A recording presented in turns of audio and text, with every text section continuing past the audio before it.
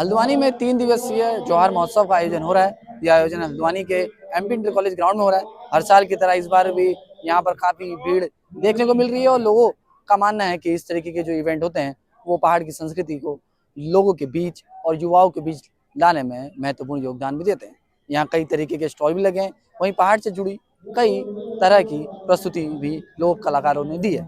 आइए लोगों से बात करते हैं और जानते हैं कितना महत्व इस तरीके के इवेंट को वो मानते हैं, ताकि जो उत्तराखंड की संस्कृति है उसका प्रचार प्रसार अच्छी तरीके से हो।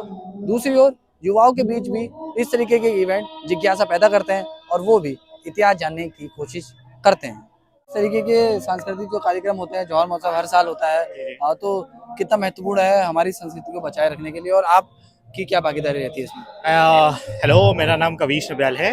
एंड यहाँ पे जो जौहर महोत्सव होता है हर साल, वो एक बहुत ही महत्वपूर्ण इम्पोर्टेंट इवेंट है। और यहाँ पे मेरे को ऐसा लगता है कि ये जैसे मुंशियारी और धारचूला के जितने भी लोग हैं उन सबको एक मिलाने का, प्लस यहाँ के जो लोकल लोगों हैं उनको हमारे संस्कृति के बारे में बताने का बहुत ही अच्छा तरीका है। एंड हर साल यहाँ पे जो भी हर बार एक नया इवेंट होता रहता है, तो ये काफ़ी एक अच्छा प्रयास है और धीरे धीरे वो डेवलप भी हो रहा है और नई चीज़ों में। तो आपको क्या लगता है कि इस तरीके के जो आयोजन है कितना जो यूथ है, हम बोलते हैं जेंजी बोल देते हैं, उनको कितना प्रभावित करते हैं और कितना वो अपनी जो कल्चर है उससे क्लोज आते हैं?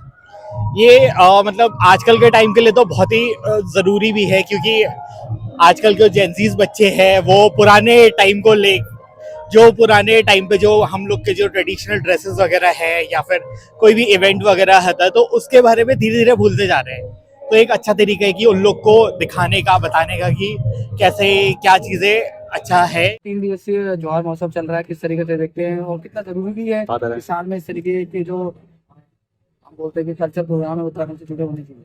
नहीं, ये बहुत बढ़िया ये प्रोग्राम जो यहाँ पर हर साल किया जाता है और हर साल इसमें उन्नति हो रही है, नई नई चीजें देखने को मिलती है।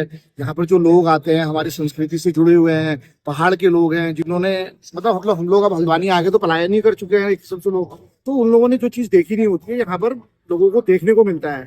और जो यहाँ पर इन्होंने अलग अलग स्टॉल्स लगाए हुए हैं उसमें जो व्यंजन मिल रहे हैं और जो हमें पहाड़ का स्वाद मिल रहा है वो सब इतना सराहनीय है कि ये चीज तो मन करता है कि यहीं रहो। हम तो 2 दिन से यहीं है, कल ओपनिंग में भी यहीं थे और आज भी यहीं है। खाना पीना बहुत बढ़िया, मजा आ रहा है। सर, आप खुद एक शिक्षक हैं और किस तरीके से देखते हैं कि कितना जरूरी कहा जाता है कि अपनी रूट से जो अपनी रूट होती है उसके नहीं, डेफिनेटली ये तो बहुत बड़ी बात है। देखिए हम लोगों का, मैं अभी जो कह रहा था कि लोग जो पलायन कर रहे हैं उनको एक्चुअली में हमारी जो रूट्स है उसके बारे में इंफॉर्मेशन ही नहीं है। हम लोगों के, चलो हम लोग तो फिर भी 80s 70s 80s 90s में वहां तक रह रहे हैं, तो हमने जो देखा है हमारे बच्चे, आने वाली पीढ़ी को तो इस चीज का ज्ञान ही नहीं है। वो इस तरीके के प्रोग्राम से जानेंगे। हाँ, जो इस तरीके के प्रोग्राम जितने ज्यादा होंगे यहाँ पर आके वो देखेंगे, समझेंगे। और फिर आप लोग जब इसको खूब हाईलाइट करते हैं, मीडिया हाईलाइट करता है, यूट्यूबर्स हमारे हाईलाइट करते हैं, तो फिर बच्चों के अंदर भी जिज्ञासा आती है। हम चाहते हैं वो सब हमको वहां ले जाओ, दिखाओ हमारी संस्कृति कैसी है, हमारा पहाड़ कैसा है। तो ये बच्चों के अंदर डेफिनेटली आने वाले टाइम पर इस तरीके के प्रोग्राम से बहुत बड़ा, मेरे ख्याल से उनके लिए वो रहेगा कि हाँ हम जाते हैं एजुकेशनल पर्पज से भी, सोशल पर्पज से भी और सामाजिक पर्पज से भी। योगेश भाई, किस तरीके से देखते हैं कितना महत्वपूर्ण होता है इस तरीके के इवेंटों का, अगर पहाड़ की हम संस्कृति बचाने की अगर मुहिम की बात करें तो?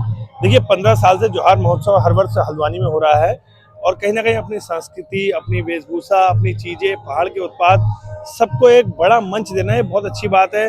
पहाड़ के जो दूरस्थ क्षेत्र के लोग हैं, मिलम के लोग, उनके द्वारा ये मनाया जाता है और हल्द्वानी में ये सब उनकी संस्कृति को देखते हैं, चाहे उनकी वेशभूषा हो, अलग अलग तरीके के यहाँ गर्म कपड़े हो गए, खान पान की चीज़ें हो गई, अलग अलग चीज़ें आती हैं, तो यहाँ के लोगों को भी बहुत अच्छा लगता है इस तरह के कल्चरल प्रोग्राम। और आज नेपाल के कई कलाकार यहाँ पे प्रस्तुति देने वाले हैं। कल नरेंद्र सिंह नेगी जी ने प्रस्तुति दी थी।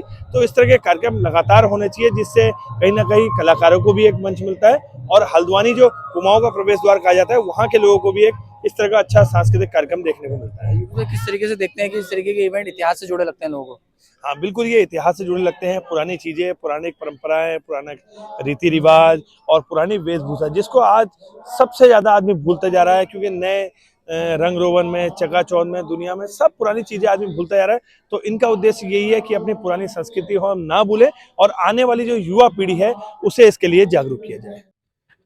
मुझे तो बहुत अच्छा लग रहा है। मैं पिछले साल भी आया था यहाँ पर जौहर जौहर महोत्सव देखने के लिए, और जो ये समुदाय ने जो जौहर महोत्सव उत्सव बनाया वो अति अति उत्तम की बात कह रहा हूँ।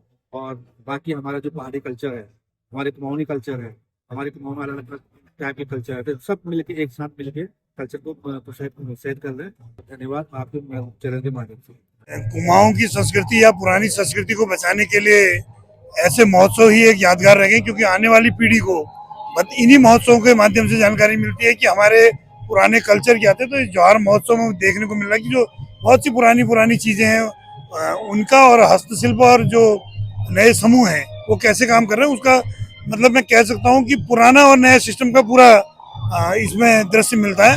धारचूला मुंशियारी से लेकर के अपने हल्द्वानी तक की पूरी चीजें इस महोत्सव में है। क्या आपको क्या लगता है कि जैसे हल्द्वानी में इसका आयोजन हर साल होता है, कितना महत्वपूर्ण हो जाता है, क्योंकि कुमाऊं का द्वार हल्द्वानी है, और किस तरह आपको लगता है कि इस तरीके की जो इवेंट होते हैं वो कहीं ना कहीं लोगों को जोड़ने का काम करते हैं और युवाओं को भी कल्चर से बनाए रखते हैं? मैंने पहले ही कहा कि पुरानी संस्कृति अगर आने वाली पीढ़ी को दिखानी है तो इन्हीं महोत्सवों से मिल सकती है, नहीं तो पुरानी संस्कृतियों को बचाना बड़ा मुश्किल है।